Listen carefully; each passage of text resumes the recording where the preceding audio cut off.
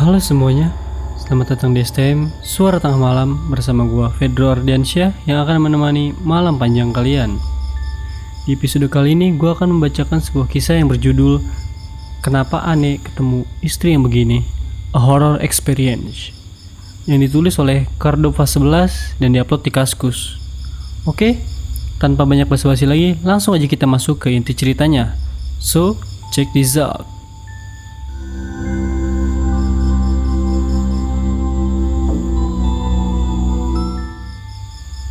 Suatu malam, gua dan istri gua sedang berusaha keras untuk nidurin anak yang kancilen, atau bahasa Jawanya untuk anak yang sulit tidur. Kejadian ini sekitar bulan April tahun 2019, sebelum datangnya bulan Ramadan 2019, karena kecapean seharian main, maklum weekend, makanya anak gua jadi susah tidur. Waktu menunjukkan pukul 21 waktu Indonesia Barat. Anak sudah mulai terlelap dan gua masih bangun. Istri juga masih bangun sambil main HP. Kondisi kamar gua gelapin total karena kami tidak terbiasa untuk tidur dalam keadaan terang. Begitu juga dengan anak gua yang akhirnya mengikuti kebiasaan untuk tidur dalam keadaan gelap. Kamar gua ada di lantai 2 rumah. Kamar ini menghadap langsung ke ruang tamu. Sebelah kamar gua ada juga kamar tamu, tetapi ukurannya tidak sebesar kamar gua. Gua tinggal di rumah mertua gua, yang mana rumah ini memiliki sisi historis buat istri gua. Gua memutuskan tinggal di Bogor dan pindah dari rumah Depok setelah menikah tahun 2017. Dengan alasan karena di Bogor lebih tentram, lebih sejuk, dan tidak semrawut. Gua akhirnya ngobrol tipis-tipis dengan istri. Ngobrol ngalor ngidul sampai pada bahasan yang agak horor mengenai hujan. Hujan dipercayai akan membuat makhluk di alam sebelah numpang meneduh di teras rumah. Itu baru saja kejadian soalnya di rumah sebelah. Istri gua sendiri yang lihat. Dia cerita soal itu ke gua. Sejurus setelah ngobrolin masalah itu, tiba-tiba pintu kamar gua terbuka dengan sendirinya. Agak pelan tapi pasti. Dibarengi oleh suara khas pintu-pintu berumur tua yang bunyinya makin bikin merinding. Menurut kepercayaan mertua gua, kalau malam hari itu ruang tamu sebaiknya dinyalakan lampunya. Ini entah kebiasaan di Tatar Sunda karena istri gue campuran Sunda Betawi, atau bagaimana gue juga gak tahu. Akhirnya dari awal gue kenal keluarga istri gue yang dari bapaknya, mereka selalu menyalakan lampu ruang tamu kalau malam datang. Kondisi gue lagi tertutup selimut. Istri gue pun sama, kami beda selimut, dan anak-anak kami ada di tengah-tengah. Istri gua dan gua sadar pintu terbuka. Kami sama-sama masih tutupan selimut karena mengira itu adalah bapak mertua. Tapi gua heran. Biasanya kalau mau masuk pasti ketok pintu dulu. Ini kok tumben, kayak nggak ngetok-ngetok gitu. Setelah ditunggu sekitar semenitan, kok tidak ada suara. Otomatis gua dan istri jadi buka selimut dan mendapati kamar gua mendapat cahaya dari ruang tamu melewati pintu. Tapi di depan pintu atau sekitaran kamar tidak ada siapa-siapa. Gua pun bergegas bangun dari tempat tidur dan menuju ke ruang tamu. Apa yang terjadi? Tidak ada siapa-siapa ternyata.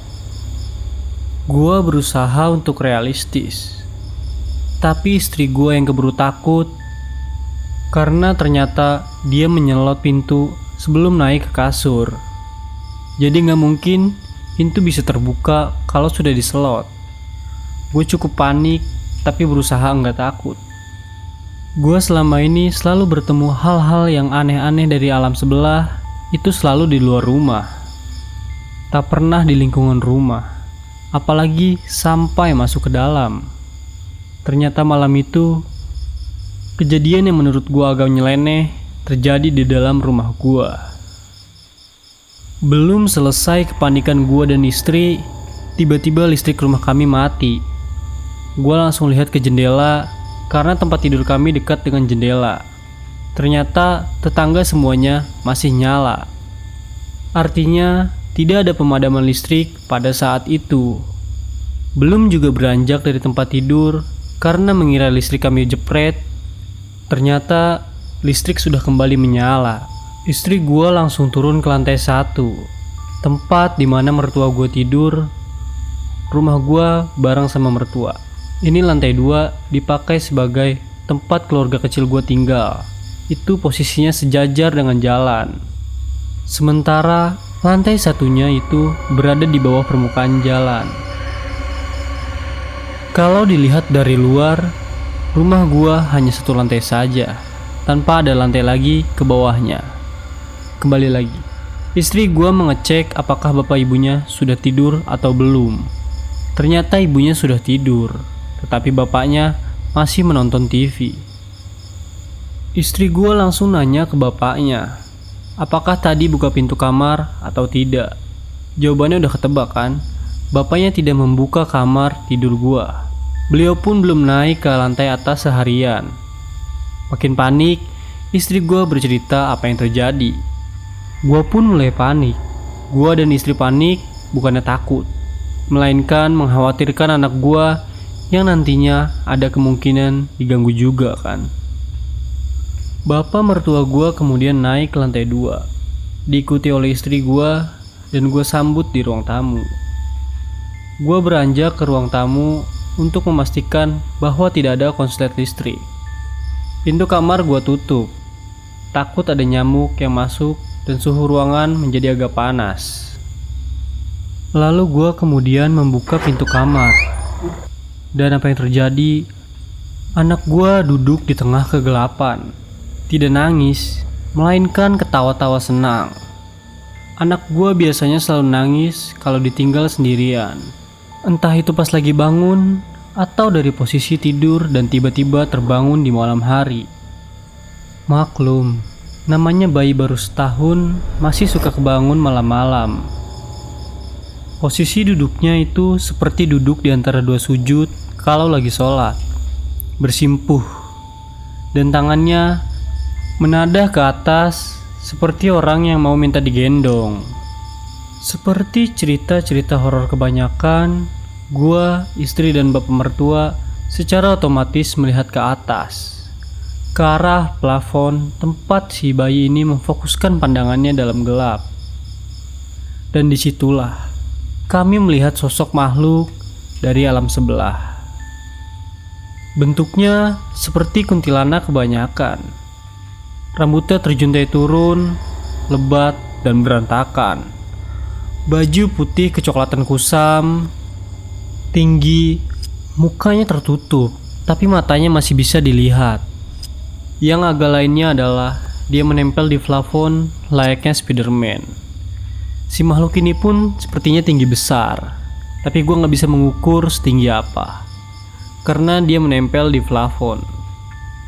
Akhirnya dengan sigap, gue dan istri langsung ambil anak kami dan kemudian mengusap mukanya dan kami mulai doa-doa. Lalu bapak mertua gue mencoba komunikasi dengan makhluk ini. Ternyata dia, si wanita jelek ini, atau biasa disebut kuntilanak, mendengar percakapan kami entah bagaimana caranya. Lalu mendekat karena ingin menyampaikan sesuatu. Dia ingin ditolong. Tapi namanya jin yang kemungkinan penuh tipu muslihat, bapak mertua gua tidak percaya begitu saja. Ia akhirnya berdoa dengan kombinasi seperti apa, si makhluk pun berhasil dikeluarkan dari rumah. Setelah itu, gue langsung tanya-tanya, kok bisa masuk pak? Bukannya sudah dipagari ya? Lalu dijawab dengan sedikit nasihat. Kalau mau ngobrol-ngobrol soal kayak gituan, jangan malam-malam. Semuanya jadi keundang, kepicu karena itu. Plus, kalian juga diusikan, makin kuat dan makin ngerasa terpanggil jadinya mereka. Oke, sampai di sini dulu cerita di episode kali ini. Terima kasih sudah menonton sampai akhir. Jangan lupa untuk like, comment, dan subscribe. Gua Fedro Ardiansyah, pamit undur diri.